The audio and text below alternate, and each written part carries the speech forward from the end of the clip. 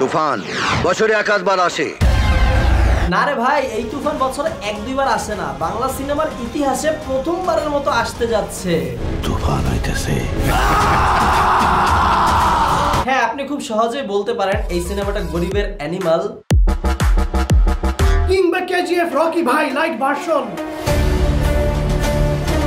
কিন্তু কথা হচ্ছে, ধুঁকতে থাকা বাংলা সিনেমা ইন্ডাস্ট্রি অনুযায়ী এত বড় স্কেলের অ্যাকশন মাসালা সিনেমা বানানোর সাহসী পদক্ষেপ কয়জনই বা নিতে পারে? মানে কি দেখলাম ভাই, শাকিব খানের একই লুক, হটে বিজিএম সেরা, বিগ অ্যারেঞ্জমেন্ট, ভরপুর ক্ল্যাশ। প্রায় 1.5 মিনিটের এই টিজটা বুঝিয়ে দিয়েছে তুফান সিনেমাটা হবে একদম ধুমধারাক্কা মাসালা অ্যাকশন সিনেমা। আর এই টিজের প্রতিটা পরকে পরকে ছিল গুজবাম্প। একবারের জন্য মনে হয় না কোনো বাংলা সিনেমার টিজ দেখতেছি। ডিরেক্টর রায়হান রাফি আমাদের সাকিব খানের যথাযথ ব্যবহার করলো এতদিনে। সাকিবিয়ানরা এতদিন যেই শাকিব খানকে দেখতে চাইতো, আমার মনে হয় তুফান সিনেমায় তারা সেই শাকিব খানকে খুঁজে পাবে। সাকিব ভাই সব রেকর্ড ভাঙবে, এই আশা তো আমরা করি। টিজের এই সিনটা নিয়ে কপি ট্যাগে সমালোচনা করছে অনেকেই। এখন কথা হচ্ছে ভাই, একটা মাসালা অ্যাকশন সিনেমায় এই ধরনের মেশিন গান থাকাটা কি স্বাভাবিক না? সাউথ ইন্ডিয়ার প্রায় 150 থেকে 200 সিনেমায় এই ধরনের মেশিন গান ব্যবহার করা হয়েছে অ্যাকশন সিনগুলোতে। তাই বলে কি প্রত্যেকটা সিনেমায় একটা আরেকটার কপি? তারপর যদি কেজিএফ আর অ্যানিমাল সিনেমাটার কথা বলি, তাহলে অ্যানিমাল সিনেমাটার বাজেট ছিল 100 কোটি রুপি, যা টাকাতে কনভার্ট করলে 120 কোটি প্লাস টাকা হয়ে যায়। অন্যদিকে কেজিএফ সিনেমাটার বাজেট ছিল 90 কোটি রুপি, যা টাকাতে কনভার্ট করলে 100 কোটি প্লাস টাকা হয়ে যায়।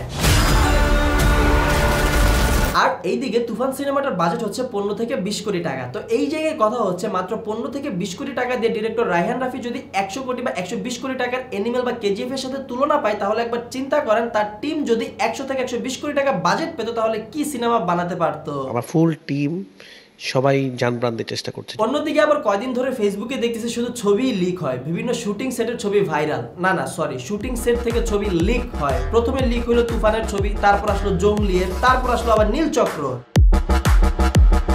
এখন মনে হচ্ছে তুফানের টিজটা দেখার পর এই কোরবানির ঈদে মুক্তির আশায় থাকা অন্য সিনেমাগুলো বলতেছে, তুফান খুব ভয় পাইছি রে। মাত্র 2টা ক্যারেক্টার রিভিল করা হয়েছে তুফানের টিজে, আর অনেকগুলো ক্যারেক্টার নিয়ে তো আলোচনা চলছে, স্পেশালি যিশু সেনগুপ্তের ক্যারেক্টারটা নিয়ে। তাই মোটামুটি একটা বড় ধরনের এক্সপেকটেশন তো রাখাই যায় এই সিনেমাটি নিয়ে। আমার সব রেকর্ড ভাঙবে, সাকিব ভাই সব রেকর্ড ভাঙবে, এই আশা তো আমরা করি। তুফানের টাইটেল ট্র্যাকটাও মনে হয় শুনলাম। মাত্র 3 ঘন্টায় শাকিব খানের ফেসবুক পেজ থেকে তুফানের টিজ 1 মিলিয়ন ভিউজ ক্রস করে, আর এখন তো পুরো আগুনের মতো ভিউজ বাড়তেছে। যদি তুফানের ভাষায় বলি, তাহলে সোশ্যাল মিডিয়া ট্রেন্ডিং লিস্ট পুরাটাই তুফানের টিজের কাছে দিয়ে দেওয়া হয়েছে। পুরো দেশকে তুফানের হাতে তুলিয়া দেব। আমার নিজের ফেসবুক ফ্রেন্ড লিস্টের অসংখ্য মানুষকে দেখলাম যারা শাকিব খান নামটা শুনলেই নাক সিটকাতো, তারা পর্যন্ত শাকিব খানের প্রশংসা করতেছে। তাই যেহেতু ঘোষণা চলেই আসছে অফিসিয়ালি কোরবানির ঈদে মুক্তি পাবে তুফান সিনেমাটি, তাই বলাই যায় শাকিব খান এবারের কোরবানির ঈদে বাংলা সিনেমার বক্স অফিস করে দিবে। না এমনি এমনি বলতেছি না, আপনি শুধুমাত্র তুফান টিজার কমেন্ট বক্সটা চেক করে দেখেন। অল্প কিছু পরিমাণের অ্যানিমাল কেজিএফ কপি কমেন্ট ছাড়া 90% ছিল হিউজ অ্যাপ্রিসিয়েশন কমেন্ট। তবে আবার কিন্তু মাঝে একটা প্রশ্ন উঠেছিল যে এই কোরবানির ঈদে আদৌ আসতে পারবে তো তুফান সিনেমাটা? সবকিছু রেডি, এখন যে শুটটা প্রপারলি করতে হবে। এত বড় একটা প্রজেক্ট কমপ্লিট করা ছিল সেই লেভেলের চ্যালেঞ্জিং একটা কাজ, এটার জন্য আসলে অনেক বেশি প্রিপারেশন আমাদের করতে হয়েছে। তবে ডিরেক্টর রায়হান রাফি দারুণভাবে এই চ্যালেঞ্জ মোকাবেলা করছেন। খবর পেয়েছি উনি এই তুফান সিনেমাটার শুটিং আর এডিটিং দুইটার কাজই একসাথে করাচ্ছেন এবং ভালোভাবে করাচ্ছেন, যার ফলাফল হিসেবে আমরা তুফান সিনেমাটার দারুণ এই টিজটা পেয়েছি। শেষমেশ বলবো, কোরবানির ঈদে মুক্তির অপেক্ষায় থাকা বাকি বাংলা সিনেমাগুলোর জন্য আমারই ভয় লাগতেছে, তারা পারবে তো তুফান সিনেমার সাথে দাঁড়াতে?